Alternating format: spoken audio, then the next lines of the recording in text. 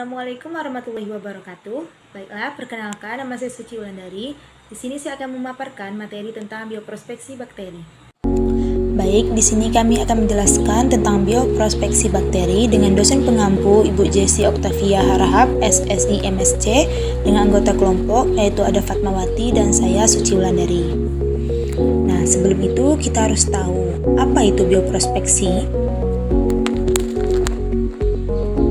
Bioprospeksi adalah proses eksplorasi dan pemanfaatan bakteri untuk menemukan senyawa atau produk yang bermanfaat dalam berbagai bidang seperti kesehatan, pertanian, industri, dan lingkungan. Bakteri memiliki potensi besar dalam menghasilkan senyawa bioaktif, enzim, antibiotik, dan bioremediasi yang dapat digunakan dalam teknologi dan inovasi baru. Nah, kita ketahui bakteri banyak yang merugikan. Tetapi, di balik itu, banyak bakteri yang bermanfaat di dalam berbagai bidang. Nah, tujuan dari bioprospeksi bakteri ini yaitu pertama, menemukan senyawa baru dengan potensi farmasi seperti antibiotik dan antimikroba. Yang kedua, menemukan enzim yang memiliki aplikasi industri, misalnya dalam pembuatan bahan baku atau pengolahan limbah. Dan yang ketiga, mencari solusi bioremediasi untuk mengatasi pencemaran lingkungan. Yang keempat, untuk meningkatkan kualitas hasil pertanian dengan menggunakan bakteri yang dapat memperbaiki kualitas tanah atau mengendalikan penyakit tanaman. Nah, untuk metode bioprospeksi bakteri, yang pertama itu ada isolasi bakteri dengan pengambilan sampel dari lingkungan alami. Yang kedua ada karakterisasi bakteri dengan mengidentifikasi jenis bakteri dan potensi metaboliknya. Yang ketiga ada ekstraksi dan pengujian senyawa dengan isolasi senyawa bioaktif dan uji potensi biologis. Dan yang keempat ada pemurnian senyawa untuk aplikasi lebih lanjut. Nah, untuk aplikasi bioprospeksi bakteri ini yang pertama ada antibiotik dan antimikroba. Contohnya yaitu berasal dari bakteri Streptomyces. Yang kedua ada bioremediasi dengan penggunaan bakteri untuk mengurai polutan. Dan yang ketiga ada enzim industri, bakteri yang menghasilkan enzim untuk industri makanan, tekstil, dan lain-lain. Yang keempat ada pertanian dengan penggunaan bakteri untuk memperbaiki kesuburan tanah dan hama. Nah, untuk penerapan bakteri di bidang pangan, ada jurnal tentang pengaruh biomikroba dalam pembuatan keju dengan fermentasi asam laktat. Nah, untuk diketahui, keju adalah produk olahan susu yang dibuat dengan mengumpulkan kasein menggunakan enzim atau asam. Fermentasi dalam pembuatan keju melibatkan bakteri asam laktat dan enzim renin untuk mengubah laktosa menjadi asam laktat, asetat, karbon dioksida, dan diasetil. Nah, metode pada penelitian ini menggunakan studi pustaka dengan menggunakan buku, majalah, makalah, atau jurnal ilmiah. Nah, diperoleh hasil bahwa pembuatan keju mencakup beberapa tahapan, yaitu pemanasan untuk membunuh patogen, kemudian ada inokulasi bakteri asam laktat, hingga penambahan enzim renin untuk membentuk curd.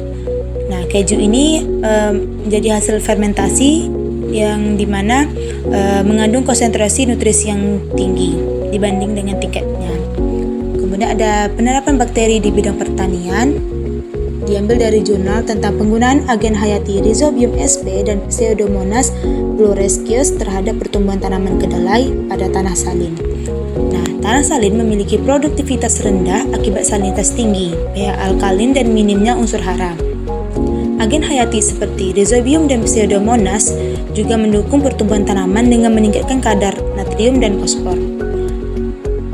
Perbaikan tanah salin dapat mendukung budidaya kedelai, bahan pangan bergizi tinggi dan sangat dibutuhkan di Indonesia.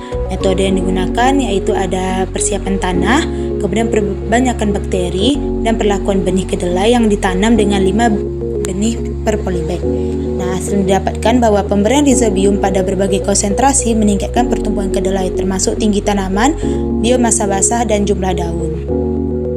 Baik, sebelumnya perkenalkan saya Fatmawati akan melanjutkan penjelasan terkait contoh bioprospeksi bakteri di bidang pertanian, bidang lingkungan, dan tantangan dalam bioprospeksi bakteri serta penemuan studi kasusnya.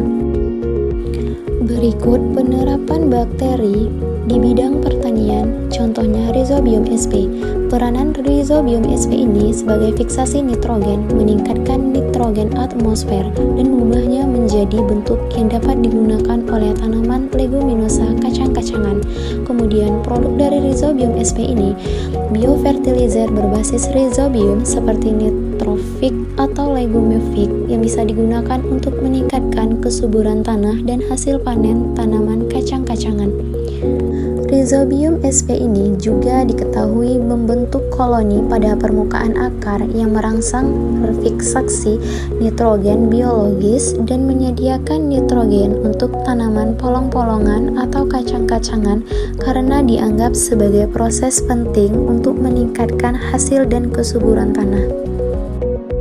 Penerapan bakteri di bidang lingkungan bisa dilihat berikut jurnal perikanan yang berjudul Efektivitas Penggunaan Nitrosomonas dan Nitrobakter untuk Perbaikan Kualitas Air Media Budidaya Ikan Nila.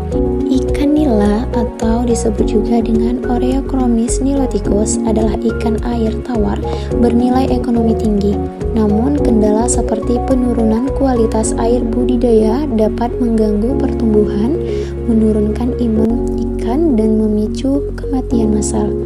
Jadi untuk menjaga kualitas air optimal, probiotik seperti Nitrosomonas sp dan Nitrobacter sp digunakan sebagai probiotik untuk dalam proses nitrifikasi, yaitu mengubah amonia menjadi nitrit dan nitrat sehingga menciptakan lingkungan perairan yang aman bagi ikan.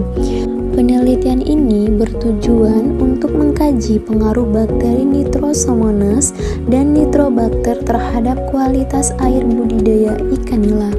Adapun tahapan dalam metode penelitian ini yaitu persiapan wadah, persiapan benih ikan nila, pemeliharaan ikan nila, pengukuran amonia, nitrat dan nitrit, pengukuran parameter suhu, pH dan DO, pengukuran jumlah bakteri. Penggunaan Nitrosomonas dan Nitrobacter terbukti efektif dalam meningkatkan kualitas air pada sistem budidaya ikan nila. Inokulasi bakteri ini dapat mengurangi kadar amonia dan nitrit, serta meningkatkan kadar oksigen terlarut yang mendukung kesehatan ikan. Jadi, oleh karena itu, penerapan metode ini dapat menjadi alternatif yang baik untuk menjaga kualitas air dalam budidaya ikan nila secara berkelanjutan. Berikut contoh Nitrosomonas sp dapat kita lihat. Peran Nitrosomonas sp ini sebagai nitrifikasi dalam siklus nitrogen itu dapat mengubah amonia menjadi nitrit, kemudian mendukung kualitas air di sistem perairan. Kemudian produk dari Nitrosomonas sp ini itu juga bisa digunakan sebagai produk pengelolaan akuarium dan kolam untuk menjaga kualitas air, serta agen dalam pengolahan limbah cair domestik dan industri. Tantangan dalam bioprospeksi bakteri. Tantangan dalam bioprospeksi bakteri dapat berupa karena kendala analitis dan prosedur. Tantangan keanekaragaman mikroba yang besar, jadi banyak spesies yang belum ditemukan atau dipahami sepenuhnya. Kemudian ada akses sumber alam, itu peraturan yang membatasi akses ke mikroba dari habitat tertentu. Kemudian kesulitan isolasi dan identifikasi. Nah, jadi beberapa senyawa dihasilkan dalam kondisi tertentu atau dalam jumlah kecil. Adanya solusi dari ketiga tantangan bioprospeksi bakteri ini yaitu dengan adanya teknologi omik, genomik, proteomik, dan metabolomik, serta pengembangan konsorsium bakteri. Nah, selanjutnya kasus bioprospeksi dan penemuannya bisa kita lihat ini salah satu contoh jurnal tentang studi kasus bakteri Streptomycetes sebagai antibiotik. Para ilmuwan dari Universitas California, San Diego, baru-baru ini menemukan senyawa antibiotik baru yang dihasilkan oleh Streptomycetes yang ditemukan di kedalaman laut. Penemuan ini juga sangat penting dalam konteks meningkatnya masalah resistensi antibiotik. Antibiotik baru ini memiliki aktivitas melawan bakteri patogen yang sulit diobati. kemudian memberikan harapan baru dalam pengobatan infeksi bakteri yang resisten terhadap obat yang ada. Streptomyces yang ditemukan di dasar laut dalam kondisi ekstrim dapat menghasilkan senyawa yang belum pernah ditemukan sebelumnya dan memiliki potensi untuk dikembangkan menjadi obat baru. Itulah tadi sedikit penjelasan terkait bioprospeksi bakteri. Semoga bermanfaat dan menambah wawasan. Terima kasih telah menonton video ini. Jangan lupa like, comment, and subscribe. Wassalamualaikum warahmatullahi wabarakatuh.